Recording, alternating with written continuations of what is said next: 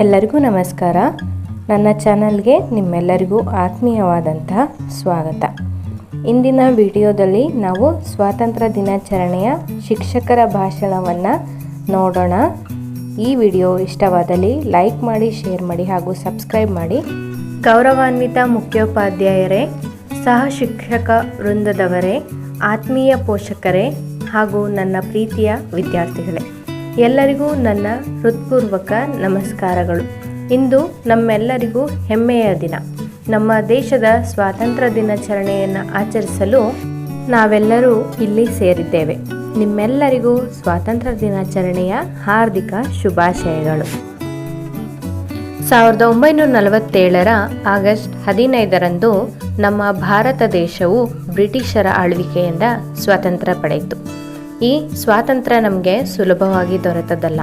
ಅನೇಕ ಮಹನೀಯರು ತಮ್ಮ ಜೀವನವನ್ನೇ ದೇಶಕ್ಕಾಗಿ ಅರ್ಪಿಸಿದರು.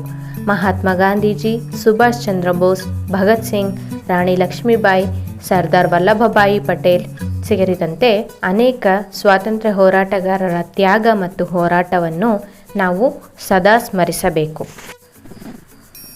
ಸ್ವಾತಂತ್ರ್ಯ ಎಂದರೆ ಕೇವಲ ಬ್ರಿಟಿಷರ ಆಳ್ವಿಕೆಯಿಂದ ಮುಕ್ತಿ ಹೊಂದಿರುವುದಲ್ಲ.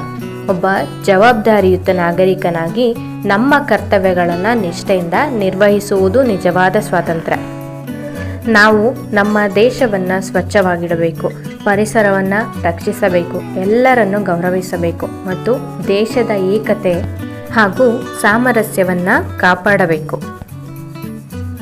ಶಿಕ್ಷಕರಾಗಿ ನಮ್ಮ ಜವಾಬ್ದಾರಿ ಇನ್ನೂ ದೊಡ್ಡದು. ನಾವು ಕೇವಲ ಪಾಠಗಳನ್ನು ಕಲಿಸುವವರಲ್ಲ, ನಮ್ಮ ದೇಶದ ಭವಿಷ್ಯದ ನಾಗರಿಕರನ್ನು ರೂಪಿಸುವವರು. ಆದ್ದರಿಂದ ನಮ್ಮ ವಿದ್ಯಾರ್ಥಿಗಳಲ್ಲಿ ಜ್ಞಾನ, ಶಿಸ್ತು, ಪ್ರಾಮಾಣಿಕತೆ, ದೇಶಭಕ್ತಿ ಮತ್ತು ಮಾನವೀಯ ಮೌಲ್ಯಗಳನ್ನು ಬೆಳೆಸುವುದು ನಮ್ಮ ಆದ್ಯ ಕರ್ತವ್ಯವಾಗಿದೆ. ಪ್ರಿಯ ವಿದ್ಯಾರ್ಥಿಗಳೇ, ನೀವು ನಮ್ಮ ದೇಶದ ಭವಿಷ್ಯ. ನೀವು ಚೆನ್ನಾಗಿ ಕಲಿತು ಉತ್ತಮ ವ್ಯಕ್ತಿಗಳಾಗಿ ಸಮಾಜಕ್ಕೆ ಮತ್ತು ದೇಶಕ್ಕೆ ನಿಮ್ಮದೇ ಆದ ಕೊಡುಗೆಯನ್ನು ನೀಡಬೇಕು. ಈ ಸ್ವಾತಂತ್ರ್ಯ ದಿನದಂದು ನಾವು ಒಂದು ಸಂಕಲ್ಪ ಮಾಡೋಣ.